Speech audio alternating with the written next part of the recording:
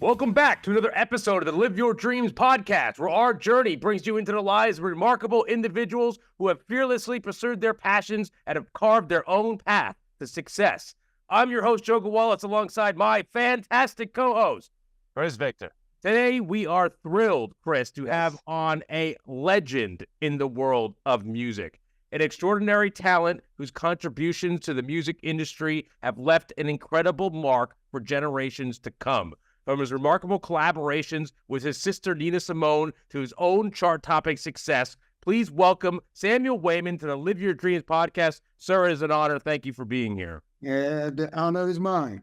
You know, I'm honored to be honored. Thank you so much, Samuel. Really, everything you've accomplished in your career is so much. I mean, you can just go through accolade after accolade. We could literally sit here for weeks discussing every project you've worked on. What's amazing is so many of our listeners are young musicians, young artists that are breaking into the craft. What started you on this incredible journey that brought you to where you are today?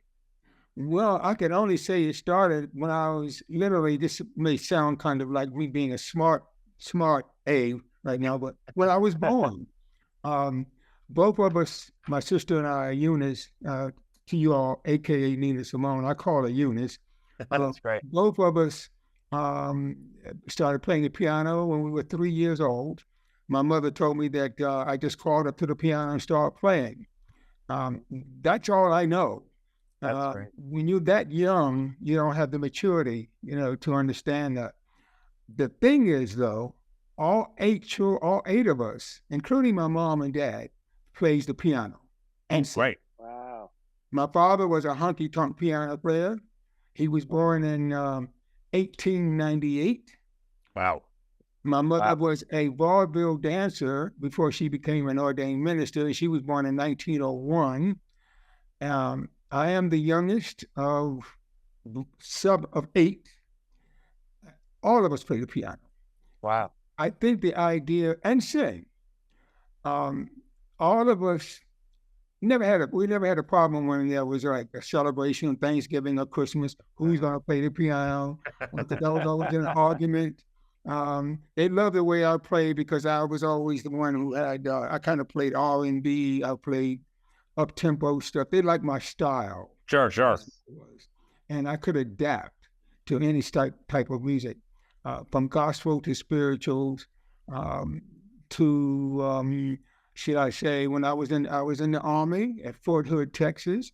I was a paratrooper, and I was afraid of heights, which is where I jumped out of planes. That's wild. There, yeah. Get over that fear. That was the period when people thought the theory was conquer your fears. Sure. Conquer your fears by approaching them head on. So I said, okay, I have a fear of heights. Maybe if I jump out of a plane, that will cure this. No. No. And I remember, I think we were about 3,000 or 4,000 feet. We were all lined up. You have the zip cord that you got to pull before you jump out of a plane. Sure. But we had to jump out of the plane according to the first letter of our last name. Well, I'm a W, for crying out loud. There was nobody named a Z. There was no Z. Yeah. Except Jay-Z, of course. That's okay. So when it got down to me, I froze. I couldn't jump. I'm holding onto the cord. Private Waymon, jump. Private Waymon, jump. I couldn't jump. So he walks up to me, and I'm looking down at the ground. He says, if you don't jump, you're going to miss the target below. Private Waymon, turn around. And when that turned around, he took a picture of me. And then he pushed me out the plane. That's one way to get out the plane, right? Yeah. And the question that everybody always said to me, did that help? No, it did not cure my fear of heights. I'm sorry. I'm still scared. But musically, I started a glee club, a choir of doo-wop groups, sound, old school, Fort Hood R&B singers. Fort Hood, Texas. That's where I was stationed. The idea that I could play music, to get back to your question, eluded me. I had no idea. You don't know that. All you know is that you have a gift. Nina and I both took lessons from the same German teacher named Mrs. Mazinovich. Call her Miss Mazzy. So Nina is 9 years older than me. Okay. But we both shared the same vision, the same confusion about our talent, the same, should I say, wonderment, the same fascination with our talent, because all we knew was we could do this, but we didn't know the should I say, the DNA of it. Sure. The fascination with the music is what's driven me to be who I am today. My mother was a piano player. As I said, she was an ordained minister. She made us go to lessons. I hated her. I hated my mother. I called her, "Mother, I hate you." I think the thing that gave me the impetus for this was when in Tryon, North Carolina, which is where I am now. Back in those days, there was a music center, and James Brown was in town. Okay. Stations were in town. And so we used to have, every Monday, Wednesday, and Friday, we would have Bible service or a Bible class. So I decided to sneak out of the window. I wanted to go see James Brown. Now, down here, there are some vines called some vines. We call them Coogee vines. And they're vines that you can just kind of make an alley through or make rooms through, and you could sneak through and go cut across the hill. So I cut through the Coogee vines to go down to the center. I wanted to see James Brown. But mothers being mothers that they are, you cannot fool your mother. I sneaked out of the window, so I called myself sneaking back in the window. I thought it was going to be in the dark. As soon as I crawled through the window, she flips on the light. That's it. You're caught instantly. Yeah. I said, "Mom," she said, "Son, where did you go?" I said, "Mom, I had to go listen to some music. I'm sorry, but I had to go see James Brown and some of these other doo-wop groups." I was inspired by that. I was anything that has to do with sound. I don't know anything.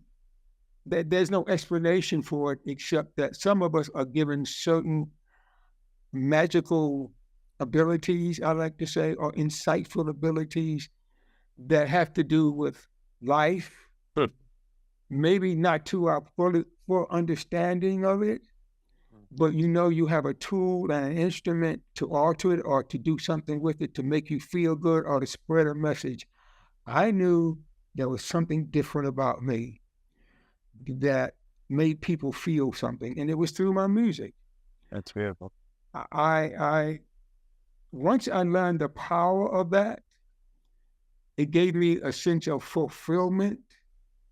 It gave me a purpose. It gave me a reason to say, "Oh, okay, I like this. I feel through this." My best saying is that when people ask me, "Where you from, where you live?" I tell them I live between the keys. I love that. That's fantastic. That's where I live. That's my zone. When I teach, I do teach piano, and I teach voice. I teach breathing, because as a singer, you have to learn how to breathe correctly. One of the things that I do is I make sure that sound, everything that we do, we walk, we speak, we make love, we move in a rhythm. It's a pattern. Yeah. You put those patterns together, they form a sequence. Those sequences can become a movement, can become a rhythm. You can write those feelings and those senses and those rhythms on a piece of paper. And if you're a musician, you know what I'm talking about. You write these notes on a lead sheet. Everything I do involves rhythm in some way or another. Even when you're doing nothing, that's a rhythm.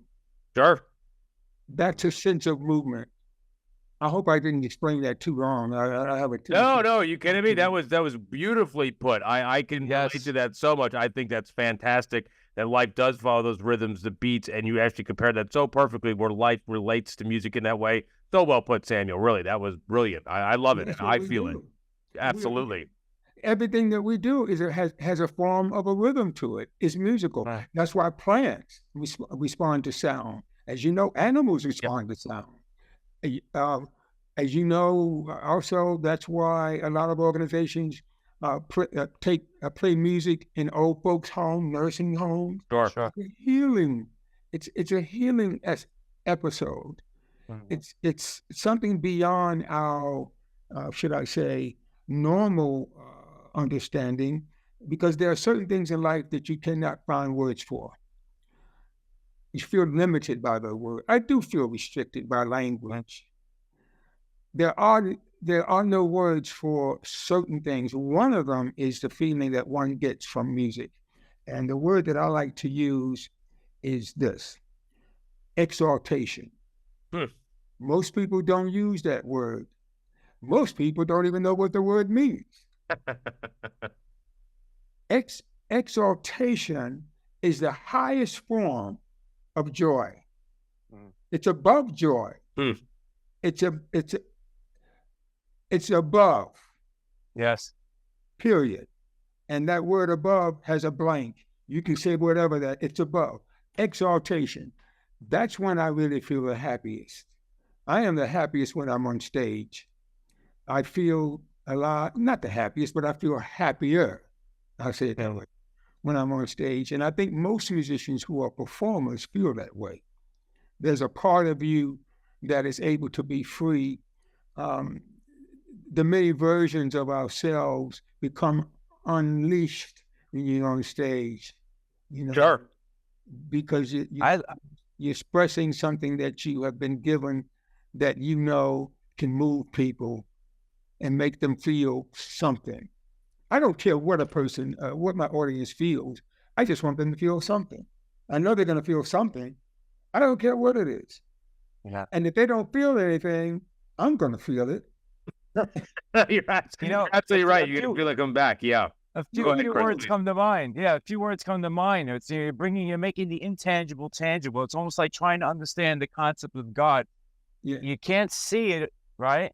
But you can feel it through other means. In music, you can't see it, but you can feel it. And you see how it actually makes people feel, and how you could. It's a beautiful. I love the way you put that.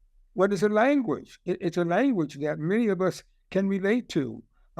We could interpret it. I'm an interpretive performer. I interpret music, other people's writings, other people's art form. Being that I'm a composer myself, I can understand that. But I don't play anything that I don't feel. I don't write it. I can't. Yeah. I cannot. I don't know what that means. You know what I mean? I don't know what it is not to feel. Sure. Yeah. No, that's so well put. I've always wanted to know what it was like to be stupid. I love that. It's great. I don't know. I don't have a clue. That's fantastic. I don't know what it's like not to use your brain. One of my messages. Well, first of all, they gave me a nickname. My nickname is Magic Man, and one of the things that I like to think that I do with my music is I make it magical. The music is magical. When you surround yourself with other talented musicians, it becomes an otherworldly experience, one of majestic majesty, and that's what I like. I like something that makes me that challenges me. A place that where you don't normally go in your everyday routine. Sure. You become better at being challenged. So that's where I like to surround. You can only be better if you're surrounded by people who are even better than you. You're 100% right about that. I mean, absolutely. In any form of the arts or anything in life, regardless if it's arts or not, you must be around people that are better than you to feel that and move up in the world. You're 100% right. Well, you know what Miles Davis said. My buddy now, Miles Davis. Miles and I were very close friends. Oh, that's right. If somebody says, he used to say, there's no such thing as a wrong note. We would be on tour. There'll be me and Nina and Maxwell, Joe Detta, Mary McCabe. We would all be on tours. And we were in the room one day, and somebody said to Miles, because he was known for playing a note and holding it forever, and then we put curves on it, that kind of thing. And somebody said to him in the green room, Miles, all you do is just play one note all the time. And I've heard you play a couple of missed notes. You made a mistake. Oh, what did you say that to Miles for? Yeah. But there's no such thing as a wrong note. And somebody looked at him and said, "What do you mean?" He says, "There's no such thing. If it was meant to be played and you played it, it wasn't wrong. Sure. It's a matter of where you place that." And you know what I'm saying? You can't, and I understand the psychology of what he was saying. Yeah. I like to think that you asked a very good question about my journey. I like to say, I am where I am supposed to be. That's fantastic. That's so well put. Period. Yes. Yeah. I've done a lot in my lifetime, and I have been honored and fulfilled by playing with a number of great musicians in my experience, in my young life. And I adore them all. I've been motivated and inspired by all these great artists and these projects. You better ask me another question, because I'll keep going. I know. I was going to know. You know what? That's a good thing. We want to see your story. But what I was going to say, actually, it's a perfect segue, because I was going to say, when you start taking those steps, right? You start, you have this gift for music. You feel it in your soul. You're surrounded by it. And before you take that first step, right? Because I was a young musician myself. I never took it to that next tier. I walked in more to the film world and those arts. I create from that perspective. But I love music. I was a trumpet player for maybe 19 years. I loved it. I really enjoyed it. Never took it to the next tier level, though.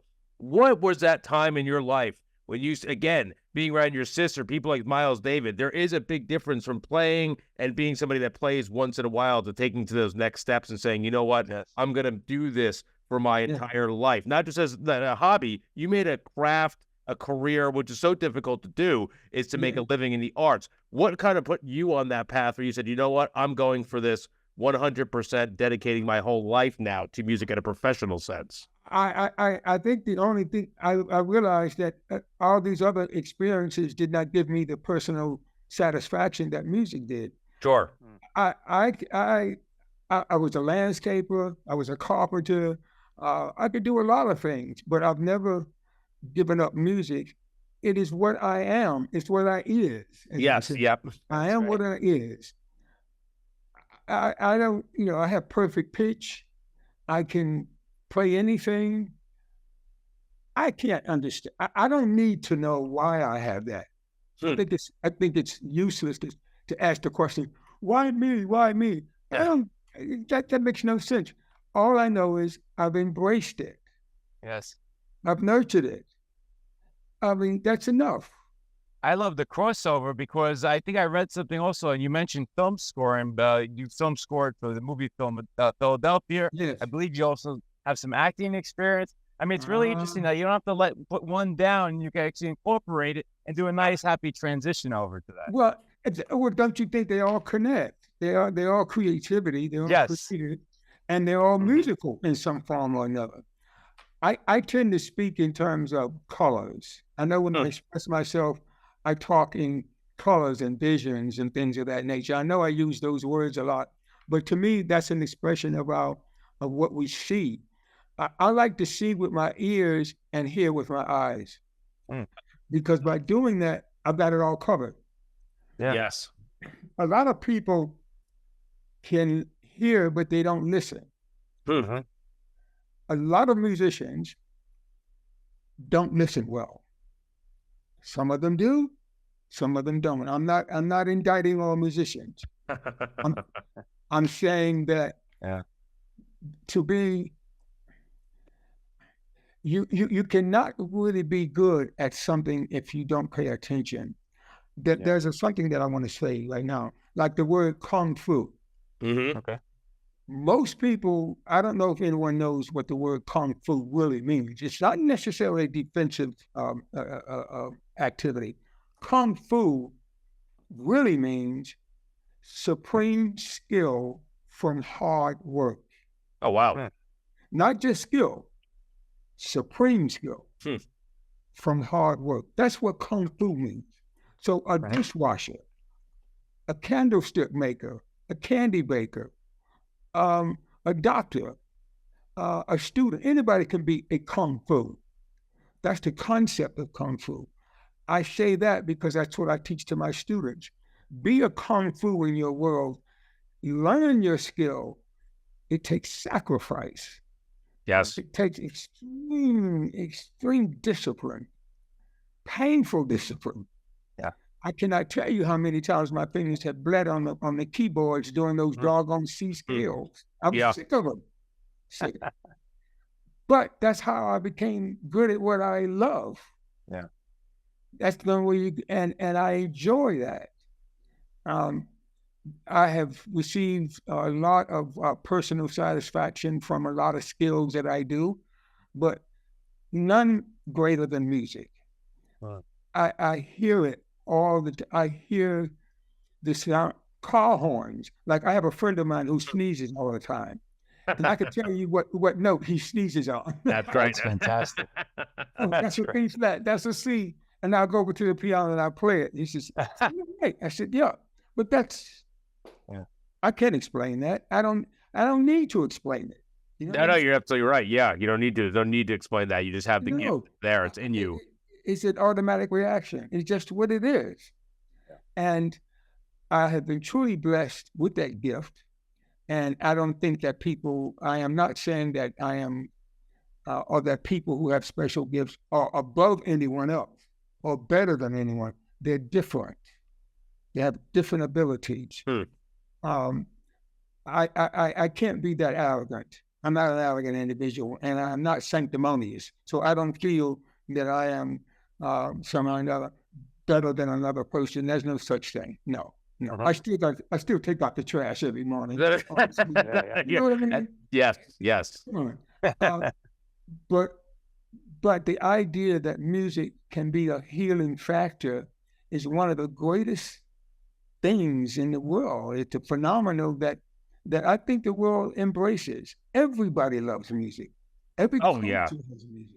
Absolutely, 100% right. Talking about the love of music, the love of family, a real, I'm sure, high point for you. You wrote "It Bees That Way" sometime for your sister. I mean, what an amazing song. That was something you went out and wrote. How was it creating a piece of music that became a hit for your sister to go out to perform like that? That must have been an incredible experience. Well, I will tell you, the history of that song is I had written that because both of us were on RCA at the time. Okay. And I had written some music for Carolyn Franklin, Aretha Franklin's sister. Sure. And Dee Dee Ward. All of us on the same, we were, not Dionne Ward, but Dee Dee Ward, which is she's an amazing singer. Okay. We were all on the same label. And I had written a song called "It Bees That Way" sometime. And Mongo Santa Maria, Montego Joe. Okay. He listened to it, he heard it. I was sitting downstairs at the piano playing it, and my sister walked downstairs. She says, "I like that song." She said, "Can I record that song?" I said, "Yeah, if you want to. If you like it that much." That's great. Yeah. Because I was sitting at the grand piano playing, and I didn't know she was sitting behind me on the steps and listening to me play. And I'm playing, and then after I finished playing, she clapped. I hear the hand clap. And I turn around, and it's Nina sitting on the steps. She walks over and sits on the other end of the piano stool. So I'm sitting at the lower end, she's sitting at the higher end. So I played "It Bees That Way" sometime. And she says to me, "I wish I could play like you." And I looked at her, I said, "What did you just say to me? You wish that you could play like me? Are you kidding me? I wish I could play like you." She said, "Well, then let's play together." Oh, that's beautiful. Yeah, that's great. She said, because, we took classical lessons from the same teacher. So we took it that way. Okay. Yeah, nice. Can I record "It Bees That Way" sometime? I said, of course. So she recorded it, and it became a hit. That's fantastic. That's how that happened. She fell in love with the song. I don't know if you remember a drummer named Bernard Purdy, Pretty Purdy. Yeah, of course. I met Purdy. Now that I met him. I actually want to take drum lessons from Bernard. No. No, I wanted to. I met him, and I just never followed up on it. But it was my fault because he's an amazing drummer. Yes. Well, Pretty Purdy. He was the drummer who on all my records. He's the one that produced my records on RCA. And he played on Nina's records. He was an amazing, as you all know, genius musician. And he played and he heard It Be That Way Sometimes. That's him on drums. Oh, wow. Yeah, that's him. Oh, yeah, he's a great guy. Great guy. Oh, yeah. And Cornell Dupree on guitar. Nice. On It Be That Way Sometimes. To answer your question, yes. That's great. Now, for Philadelphia, It's in Your Eyes is the song. Yep. With Lorana Walker. And Denzel Washington's wife, Pauletta, she heard it. Well, no, I got to tell you, I can't be jumping all over stories. No, jump all over, you're good. It goes right into it. It's perfect. Yeah, please, continue. Weave it together like a tapestry. Yes. Then let me start at the beginning, because Jonathan Demme was a close friend of mine. Oh, good. Oh, yeah. He was great. Okay. As you probably met him too, but he lived in the same town I lived in. And he heard It's in Your Eyes. I just put it on my album, and he heard it, and he said, I like that song, Sam. I'd like to have it for this movie. And I said, what movie? I didn't know at the time he was making Philadelphia. I said, well, Jonathan, okay, we have a problem. He says, what's the problem? I said, well, the problem is I've already cut it. It's already in the pressing plant. It's on my album coming out. He says, so he looks at me square in the eye and he says, well, you have a decision to make. Either you leave it on your album or you give me the rights to it for this movie. Well, I'm no fool. You both. I might be crazy, but I'm a businessman, but I also know. So I said, yeah. I said, well, okay, you can have the song, but Jonathan, you got to pay to get it off the master. In other words, it's on the master already. It's on the album. So you got to go and I got to go redo the whole album. Sure, yeah. So he says, okay, like that. That's great. Sure. No big deal. Nice. Now, It's in Your Eyes is a very soulful, bluesy kind of song.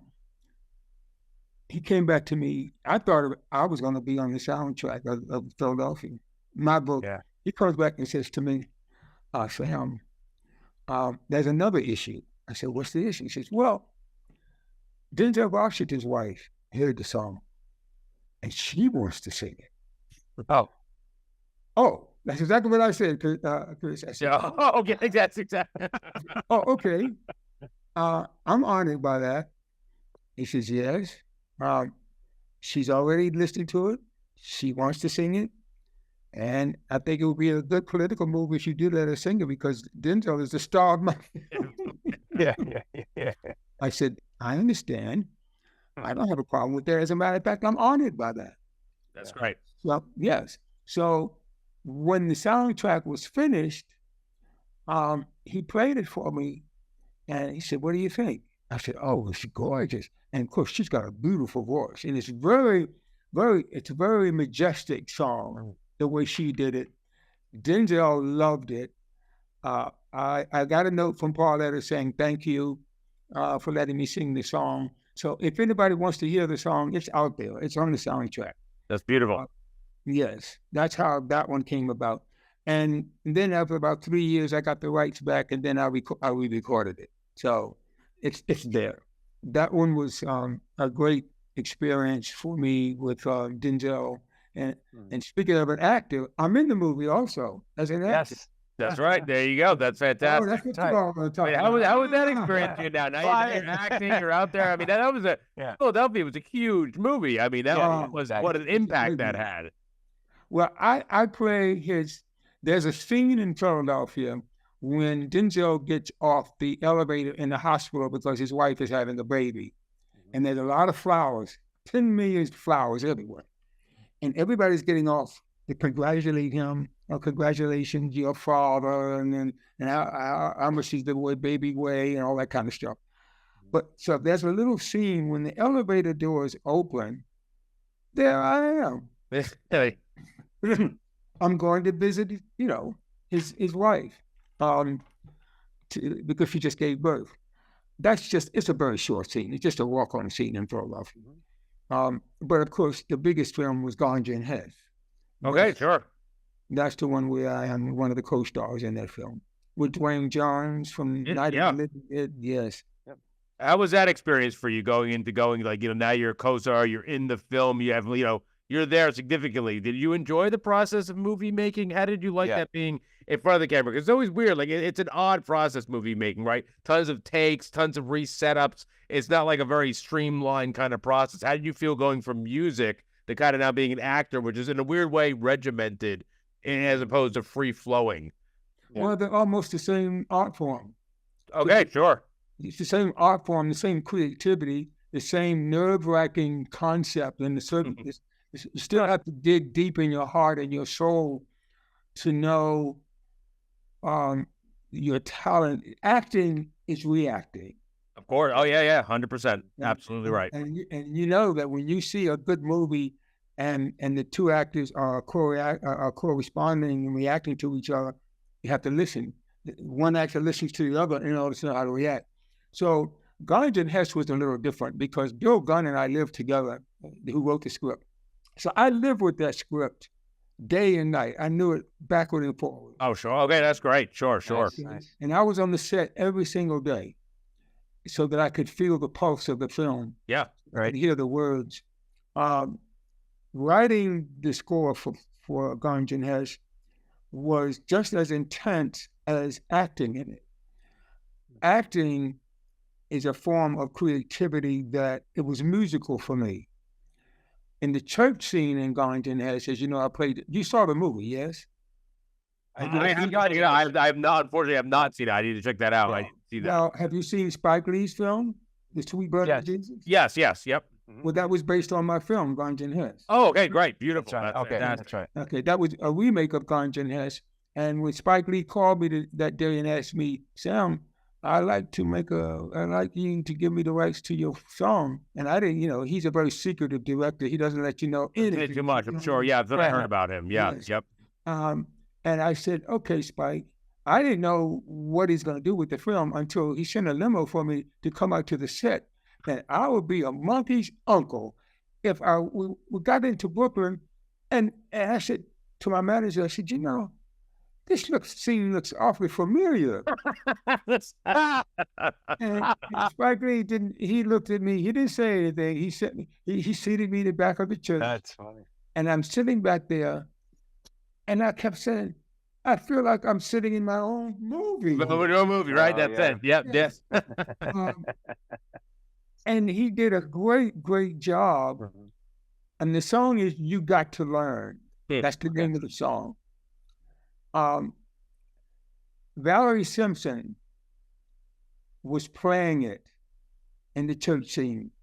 She was playing my song. Oh my God, so soulful. And I'm sitting there. He wasn't very happy at first with the actor who played, because I played a preacher. Okay, yeah, sure. Okay, mm-hmm. And this was a church scene, and the preacher wasn't doing a good job playing an actor. The actor was not doing a good job playing the preacher. I hope I'm not giving out any secrets here, but okay. So, anyway. It happens. Yeah, and he kept going, he said, cut. And he walked up to the actor and gave him a few points. And I think after about 5 or 6 cuts, he finally went up and talked to him and said something. And the actor came out playing the preacher. My lawyer who was with me, she nudged me. She said, Sam, you ought to get up there and play and show her how to play the preacher. And I said, that's fantastic. Yeah, but I can't crash. I can't crash Spike Lee's film. But Spike Lee said something. He said, you all should know that the man who wrote this song is sitting back there, so y'all should do him some justice. Something to that effect. Sure, yeah. He pulled it off, the actor. It was great. He said, cut, that's a take. It was very well done. I think the idea of playing a preacher, because it's in my soul. My mother was an ordained minister. I was brought up in the church. I have like 10 ministers in my family. It wasn't difficult to do that church scene in Garden Hills, but Bill Gunn, he gave me full rein, and he says, that church scene is all yours.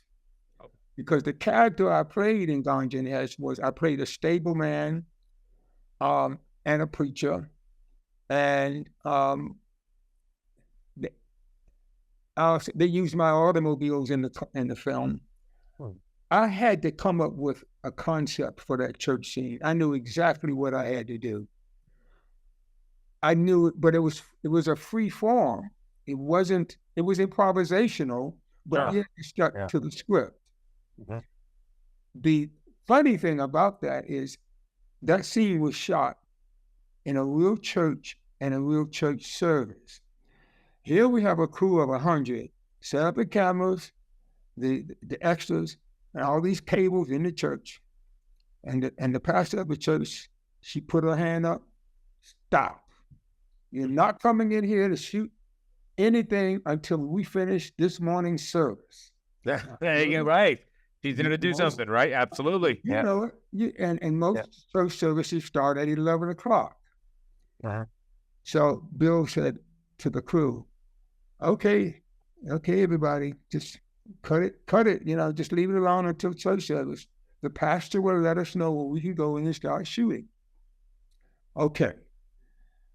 After the church service, she comes out and she says, okay, you can come in now. All right. Now, the cables are still there. I take the pulpit. The people, the congregation in that scene are not actors. They are real congregation. They're real people. Sure. Oh, yeah. It's not a Hollywood movie that we're playing. Yeah, the extras. We had none of they're real people. So we start the service, and after I finish shouting and doing all that, which that's in the film, she asked me to become assistant pastor of the church. Oh, you. That's your audition. That's what it was. I guess just to show you that my acting was very real. It wasn't acting. It wasn't acting for me. Dwayne Jones, who was the star, his scene was to walk into the church and be saved in the shadow of the cross. You have to see this film, okay? No, please, I'm going to, absolutely, yeah. And she said to me, Mr. Waymon, you're not an actor at all. You are a real preacher. Would you like to be the assistant pastor of this church? I said, Reverend Austin, Reverend Austin, I really appreciate the offer, but I really got more work to do. I can't be the pastor of the assistant pastor of the church right now. That's the way that scene went down. But that was such an honor and a thrill for her to think that acting was that real. Those are the things that I like to feel like I have accomplished something, when you can have somebody say, your acting is so real that it was real. Oh, yeah. Are you kidding me? What a compliment. But it shows you as an artist, you understand the condition, the way you absorb the energy around you, the way you absorb the feelings. Like you said, music and acting, the same sort of language, but different. You understand the world you're living in at that moment, which shows you can go from one to the other and it works for you. It's beautiful that you can relate to it that way. Well, and it's all about basically one common denominator, and that's communication. There you go. Yeah, absolutely. I'm a real person in the sense that I feel. I really feel the many versions of myself. We all have versions of ourselves, and each one of the versions of ourselves has a consciousness, and all these different consciousnesses can sometimes create tension. As an actor, that's one role, but I use my musical intuitiveness to speak in the style and the rhythm of music. I really do believe in my heart of hearts, and I know for a fact that language is musical. Yes. And so that scene comes across in a musical tone. I don't know if I'm explaining it correctly. No, you said it earlier, actually. You said specifically about both music as well as acting. It's all about the listening. So you mentioned communication, but if you're not listening in the communication, and it could be me to you, or it could be me with my inner communication or my body, my intuition, as you mentioned. You have to listen to all these things and be present. That's basically, I think, what you're saying. Yes, and I think that's true about anything, any field that you're in, any skill that you have. You have to be able to, in order to conquer it or to be good at it, you have to pay attention to it. You have to understand what it is saying to you, because that's the communication. Yes. If you're creating something, you have to listen to that inner ear and that outer ear. You have to know. You can't be sloppy with your shit.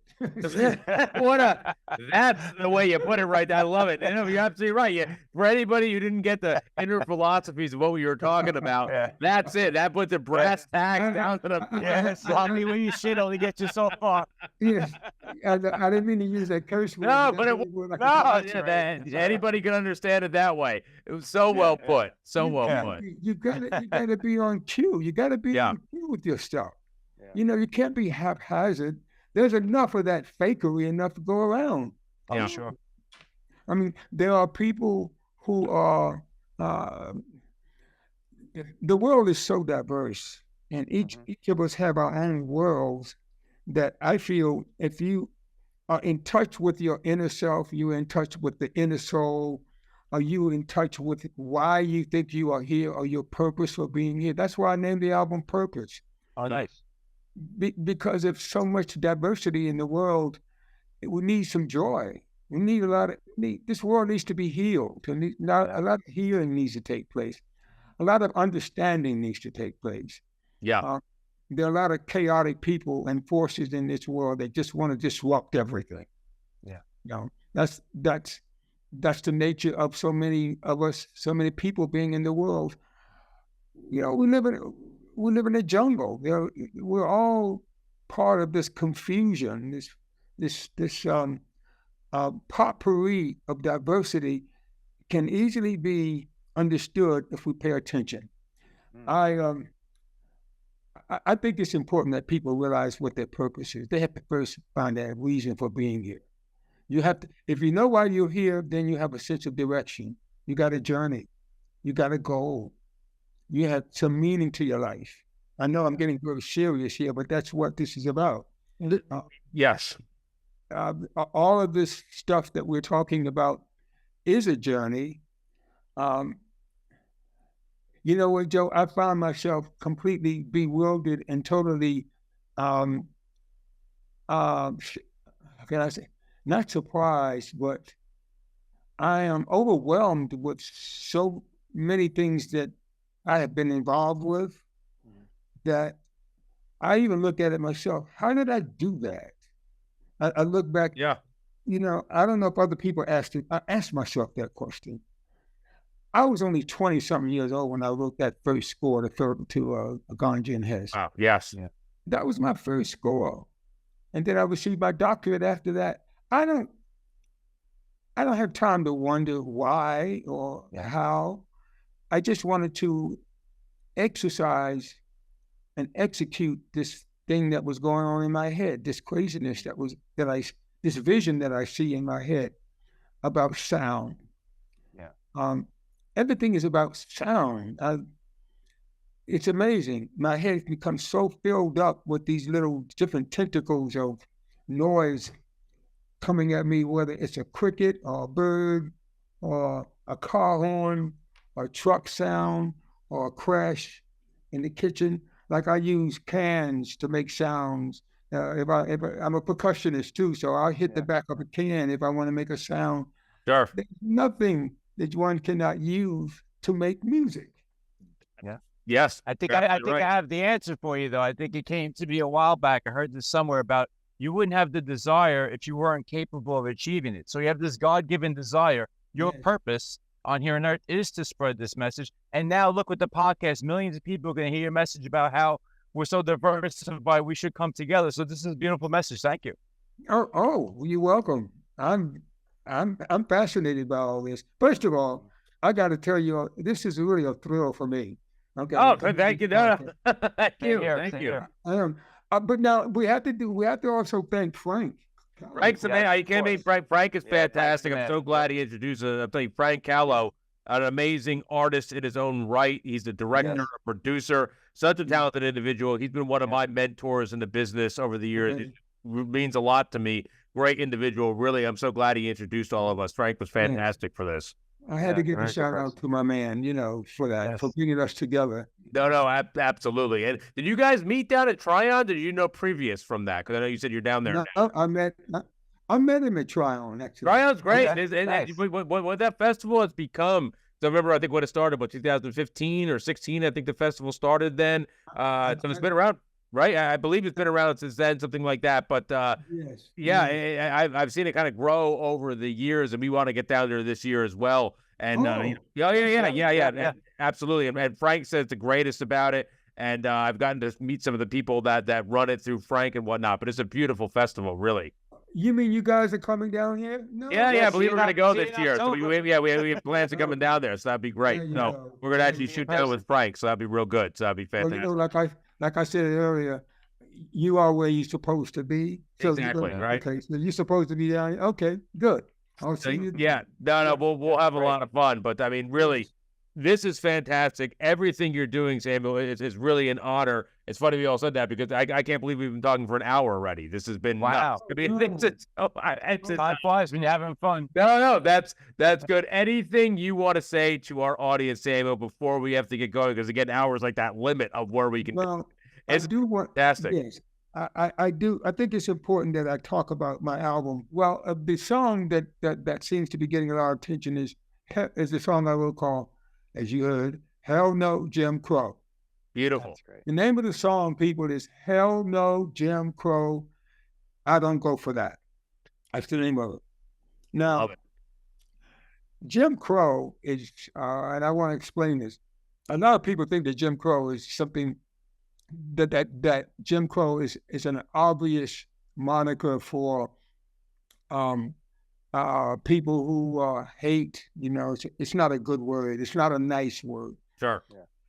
Jim Crow was created solely for the purpose of the intimidation of people of color. Yeah. White people invented Jim Crow, not to intimidate themselves, but to intimidate us.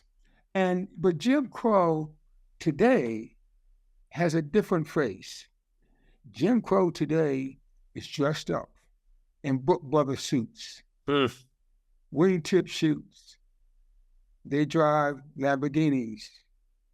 Jim Crow has a $20 million condo on the 50,000th floor of the tallest building in the world, or something like that. Yeah. I'm exaggerating, but I'm making a point. Get it. Yeah. You get my point. Yeah. I want people to understand that whether it's Washington, D.C., whether it's in your own backyard, Jim Crow is not a nice word. It's a virus.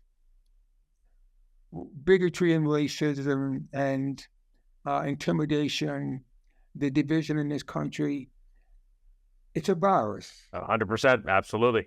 And viruses are not nice things. Virus, its ultimate purpose is to destroy. Yeah. It is not to enlighten. It is not time for celebration of lighting a birthday candle and saying things, like happy birthday. No. Hatred and that type of Jim Crow, you have to understand that the only antidote for Jim Crow is knowledge, understanding, communication. That's it. And to recognize it. I want people to wake up. Yes. I want them to understand what they're confronting with. The subtlety of Jim Crow is very prevalent in the North. What I like about the South when it comes down to Jim Crow is that you always know where you stand. You know a bigot when you see it. There you go, Dove. Sure. Yeah. Yeah, I mean, I hate to use some of these derogatory words. I really do. But you understand when a cracker comes up. Cracker. Now, you're looking at, right? Yeah. Cracker. Darker you know that. But what you don't know, what you have to be leery of, are the ones who hide behind a certain facade of respectability. Sure. Oh, yeah. That's The dangerous. subtlety of racism in the North is very powerful. I remember when I got on this elevator in New York, and it certainly, I think it was downtown someplace, and it was packed. No, the elevator wasn't packed, but the people who got on there was. And this white lady gets on the elevator with these black people. I was one of them. She clutched her bag. She pulled her bag closer to her because she thought we were going to steal her bag. Oh yeah, everybody, right? Just right. Yeah, everybody. But that kind of thing is disheartening, sure. But it's understandable. I would say to my fellow brothers and sisters out there, because I was brought up in the '60s, as you know, I marched in Martin Luther King. Sure. Oh yeah. Okay, all that stuff. You have to understand the people who are your friends. The subtlety of racism is very powerful, but as I said before, the antidote for it is understanding, communication, confront it, right on. I like these young people today. They're not standing for a lot of stuff. No, you're absolutely right. People are vocal now. They're not afraid to get out there making sure people are heard. That's important. And it reminds me a lot of when I was coming up during the old school days in the 60s and the 70s when we marched in Cairo, Illinois, and Philadelphia, Mississippi, and Washington, D.C. Those are the things that I think I am proud of these young people today who are mobilizing because they don't like what they're hearing. They can see their future, and they don't like what they're seeing. They are not happy with the adults. A lot of the adults out here are just silly, stupid, sanctimonious clowns who are absolutely bent on disruption and chaos. You know the old story about the crabs in the barrel?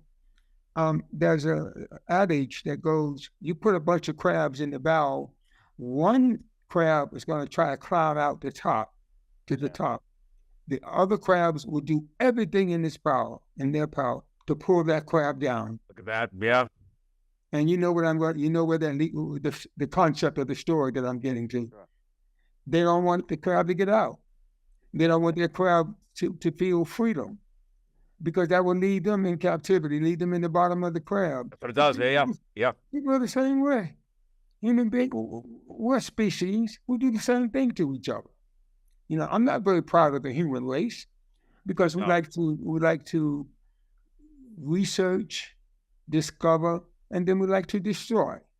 It's very sad that we have these capabilities, yet we choose to destroy so many people around us and prevent people from growing. It's very, very pathetic almost, and that's no other way to put it. Yeah, don't you think that's true? I mean, look at nature, look at the rivers, the seas, the oceans. Yeah. So much we can go on and on about. We have the technology, and thank goodness the technology is advancing us ahead, but we also destroy in its wake. And as long as I can breathe, all I can do with my talent is to try to bring about some positive awareness and some positive change.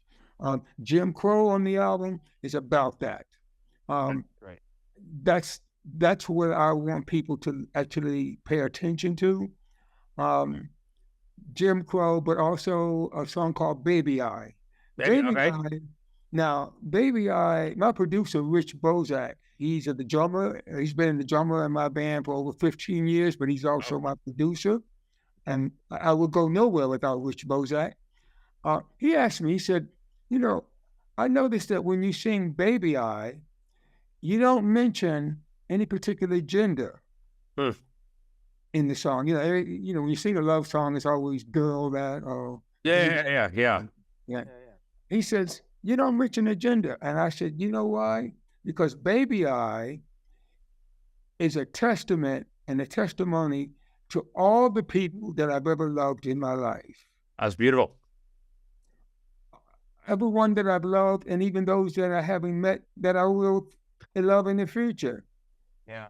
It's about, I mean, I don't think that, to me, if you fall in love with someone, just because you get a divorce, doesn't mean you still don't love them. I agree. No, you're absolutely right. You still love that. Things didn't work, but there's still a lot of love that's there. Yeah, absolutely right. You're 100% right. And I mean, and so because for whatever reason that you fell in love with them, it's still there. That still exists, of course. Yeah. It's just that you all take a different path, and you separate. So that song is a testimony to everybody that I've ever loved and who has loved me. Man, a woman, dog, a cat, or fish. I don't care. I have a question on that, baby. Is that reference anything to the innocence of a baby before you get, hardened by the world as you get older? Very good question. No, baby I really means baby I love you. Okay. But a good question, Chris. That was great. I mean, that's some deeper meaning. Yeah, but I like the question. I think the question gave me food for thought, Chris. I like that. It could be. You're welcome. but you see, that's the whole point. Just like you asked that question. Stimulates the thought, yeah. Yes. And everything is left open to each individual interpretation. Yes. So the fact that you asked that question means that I did something right. Then the next song is Blue Lilies. Blue Lilies. Blue Lilies. Blue Lilies. That's a love song. That's if you can imagine yourself in a field of flowers, Mother Nature. I saw blue lilies and it reminded me of someone special. That's where that comes from. We always see something that reminds us of some loved one in our life, either your son or your daughter, your wife, your mom, grandmother, whatever. That's what that represents. The next song, the last song on the EP is I Shall Be Released by Bob Dylan. I love Bob Dylan. Sure. Yeah, sure. But there's a story to that song. I mean, there's a story, period. I arranged this particular version, and you heard it, it's like a gospel song, and it is spiritual. We were at the Olympia Theater in Paris, and Nina and I just finished performing. I wish you all had been able to see Nina and I perform. Oh, man. Oh, yeah. That would have been beautiful. Yeah. Oh, my God. She played the grand piano. I played the Hammond B3 organ back. And then when I no longer traveled with, we called it the Beast back then. Okay. Hammond B3. Everybody knows that. But it was too big to travel on the road. Sure. Okay. So I ended up playing piano too, back to back with her. We faced each other. We always looked at each other's eyes. That's great. And so when she and I are singing Let It Be Me together, we're looking at each other in the eye. I mean, it's an amazing connection, I must say. And she always introduced me, ladies and gentlemen, that's my brother Sam Waymon, blah, blah, blah, blah. But when I sang, when we did I Shall Be Released, there was a knock on the door in the green room. And I went to the door, I answered it. It was Bob Dylan standing there. She said, "Who's at the door?" I said, "Bob Dylan." She said, "Well, let him in. Don't just stand there, let him in." With a smart ass. So he came in and he said, out of all the people that I've heard sing I Shall Be Released, and I've heard a lot of people, you and your brother, you always version in the interpretation of that song is as closest to the day that, in the period that I wrote that song. Oh, wow. As a poet. I want to thank you. Beautiful. Nina and I stood there and looked at each other in awe. Oh, sure. Yeah. And we looked at him and we said, she gave her, she bowed. She always gave a queenly bow, like a queen, and she always bowed to him. And I kind of bent and I leaned over and thanked him. And he said, "That's all I wanted to say." Yeah. That's beautiful. And he hugged him and hugged me and walked out. That's it. Wow. And walked out. And after he walked out, Nina and I looked at each other. She said, "Did you believe that?" I said, "We are honored." Now, she had met him. She met him again later on. Sure. At some function. I don't quite know what it was. But that moment crystallized for us the power of what it was like to be honored by a poet. And Alan took, the poet and the orchestrator and the creator of that song, of that poetry. That was magnificent. I never forgot that, ever. Yeah. So I pray, and I never do a concert, Joe or Chris, without singing that song. That song nice. is my mantra. I close out every concert with that song. That's beautiful. Right. So I had to put it on the album, and it'll be out in May. Oh, great. Okay. Everything will be out in May. The whole album will be completed and out in May. Well, please send us any available links or how we can get it. We'd love to. We'll make sure to showcase that on the show and make sure to have it linked anywhere. That'd be great. The songs are now. Those other songs are up on all the sites. Amazon, iTunes. Yeah. Yep. But once I finish, I shall be released. That's going to be on the album. That'll be up in May, and I'll let you know. Please. Perfect. And everybody could just download and listen to Purpose. No, I love it. Purpose. We'll make sure to have links below on all the videos. But again, we'll make sure to actually give you a nice shout out on all our social media. Just anything we could do to help. I think it's been great. I mean, Samuel, you are really one of the greatest guests we've had on. You're an incredible individual. I can't wait to get down to Tryon, meet you in person. We'll have a lot of fun together. We'll do this again. We can talk about the album again in person. We're coming down to actually do some episodes when we're down there. So we'll get you on. We'll do this in person. We'll have some fun. It'll be a great time, really. I look forward to it. That would be fun. Oh, yeah. No. Yeah. 100%. No, thank you for coming on. Really, again, always the Live Your Dreams podcast, Chris. I know you enjoyed it. This has been so great. Samuel will make sure to have everything on there. You are really just an inspiring individual. Getting to spend this hour with you was just inspirational, motivational. You're something very special. Thank you for taking the time to actually share your story with us and our listeners. It means a lot to everybody. You're welcome. And thank you, gentlemen. Yes. Thank you so much. Again, always, I'm Joe Gawalis. Beautiful. Chris Victor. Thank you so much, everybody, for coming on, and we'll see everybody next week. Thank you all so much.